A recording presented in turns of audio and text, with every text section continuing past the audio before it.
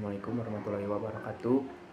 Nama saya Muhammad Fair Al-Fatin, akan mencoba menjelaskan atau menjawab pertanyaan-pertanyaan ujian tengah semester mata kuliah Teknologi Kosmetika. Mekanisme pembersihan kulit itu ada 4 macam. Yang pertama yaitu ada pelarutan. Pelarutan bahan yang sering digunakan adalah air. Karena air dapat melarutkan sebagian besar kotoran yang menempel pada kulit. Keuntungan dari pelarutan menggunakan air ini adalah yang pertama, air mudah didapat. Yang kedua, tidak toksik bagi tubuh. Namun, pembersihan dengan air biasanya kurang efektif sehingga ditambahkan alkohol untuk membantu proses pembersihan. Pembersihan menggunakan air dapat menggunakan lapisan tanduk sehingga mudah dibersihkan. Tetapi air tidak dapat membersihkan seluruh kotoran yang melekat dan jasa draining sehingga diperlukan penambahan alkohol. Yang kedua ada adsorpsi. Adsorpsi ini adalah mekanisme dengan cara mengabsorpsi atau menjerap kotoran yang menempel. Proses yang terjadi jika gas, cairan, dan fluida terikat pada suatu padatan atau cairan yang akhirnya akan membentuk suatu lapisan tipis pada permukaan kulit.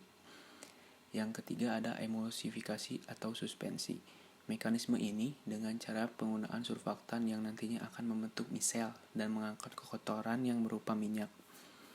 Emulsifikasi atau suspensi yang mengandung alkohol akan mengangkat kotoran yang menempel pada kulit. Pembersihan berdasarkan kapasitas koloid untuk mengangkat kotoran. Yang terakhir ada mekanisme atau mekanik. Mekanisme ini dengan cara menggosok, menyikat, atau dengan bantuan mekanik yang dapat mengangkat kotoran yang menempel. Masuk ke nomor 2 yaitu mekanisme kerja moisturizer.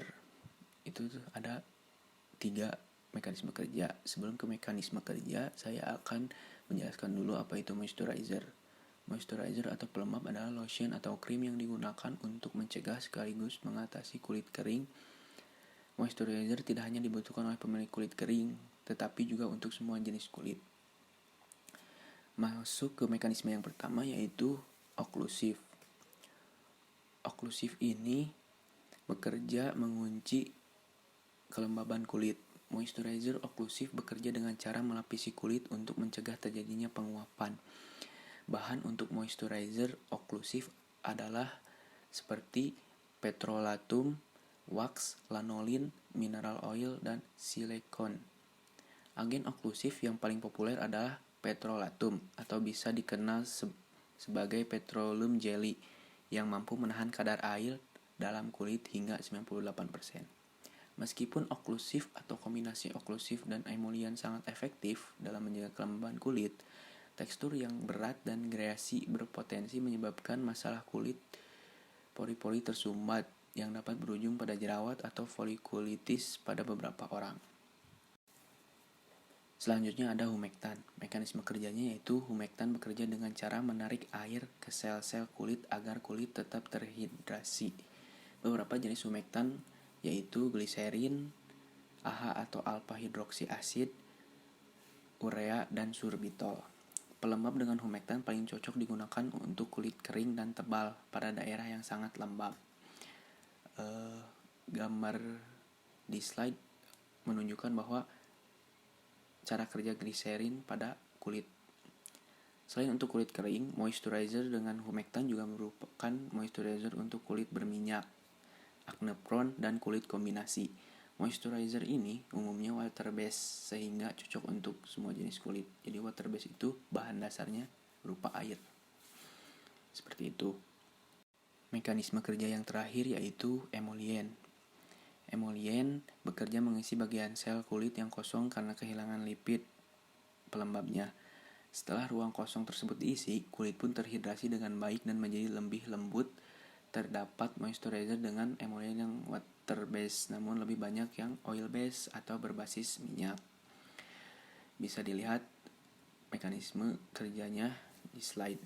Emollient yang paling umum adalah oil atau lipids, seperti stearich, linoleic, lauric, oleic, dan ceramides. Baik, masuk ke nomor 3 yaitu formulasi kosmetik bayi. Di sini saya akan membuat bedak dengan bahan talkum, magnesium karbonat, paraformaldehid, dan magnesium starat. Talkum adalah sebagai zat pembawa dalam pembuatan bedak bayi. Talak juga berfungsi sebagai zat pelicin dan penghalus serta dapat menempel lebih lama pada kulit. Selanjutnya ada magnesium karbonat sebagai zat penyerap karena sifat talak yang kurang menyerap air. Selanjutnya ada paraformaldehid. Karena kulit bayi yang sensitif, maka ditambahkan paraformaldehid sebagai antibakteri. Selanjutnya ada magnesium starat dengan fungsi zat pelekat dalam sediaan bedak bayi. Selain magnesium starat juga bisa ditambahkan zat pelekat lain seperti aluminium, zinc, dan juga setil alkohol atau steril alkohol dengan kadar 0,5 sampai 1,5%. Selanjutnya ada jenis-jenis sinar UV. Jenis-jenis sinar UV itu terbagi menjadi 3. UVA, UVB, dan UVC. Sinar UV ini dihasilkan oleh sinar matahari.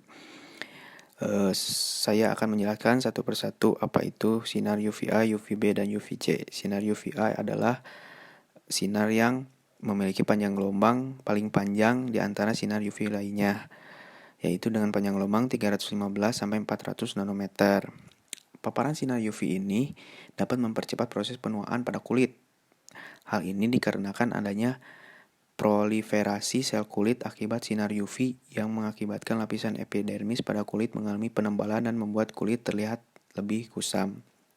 Jadi, sinar UVA ini adalah sinar yang sering kita rasakan ketika kita berada di luar rumah.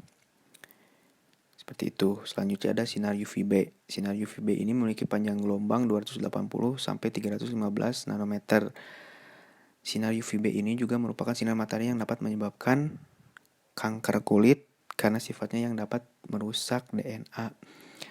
Jadi dibandingkan dengan sinar UVA, UVB lebih lemah panjang gelombangnya ya.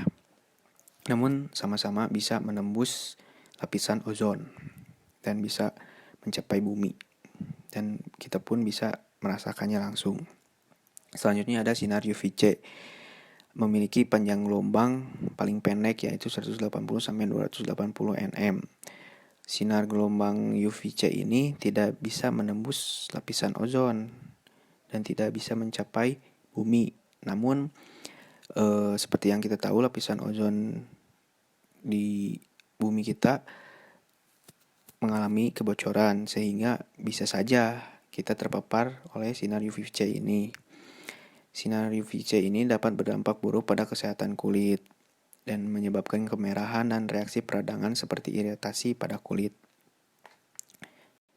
Selanjutnya ada mekanisme kerja sediaan tabir surya. Tabir surya ini bisa dikatakan juga sediaan yang dapat melindungi permukaan kulit kita dari paparan sinar UV. Ada 2 mekanisme kerjanya, yaitu tabir surya fisik atau physical blockers dan juga tabir surya kimia organik atau chemical absorber. Yang pertama kita jelaskan dulu apa itu tabir surya fisik. Tabir surya fisik atau physical blockers ini merupakan tabir surya yang diformulasikan dari bahan kimia yang memiliki mekanisme UV blocking dengan cara memantulkan atau reflektor atau menghamburkan atau juga scatter sinar ultraviolet. Jadi sinar UV ini diblok atau ditahan dengan cara dipantulkan oleh si tabir surya ini. Jadi tidak diserap oleh kulit. Kemampuannya berdasarkan ukuran partikel dan ketebalan lapisan. Selanjutnya ada tabir surya kimiawi atau organik. Disebut juga chemical absorber. Sediaan tabir surya ini bekerja dengan cara menyerap sinar UV yang terpapar kulit. Kerugian yang dilaporkan tabir surya ini menimbulkan rasa gatal dan juga iritasi kulit. Jadi perbedaannya kalau tabir surya fisik itu menahannya dengan cara memantulkan sinar UV. Sedangkan tabir surya organik atau chemical absorber ini diserap. Sinar UV-nya diserap. Jadi menimbulkan rasa gatal dan iritasi kulit. Seperti itu. Sekian penjelasan dari saya, semoga bermanfaat. Mohon maaf apabila terdapat kekurangan dalam menjawab pertanyaan. Terima kasih. Wassalamualaikum warahmatullahi wabarakatuh.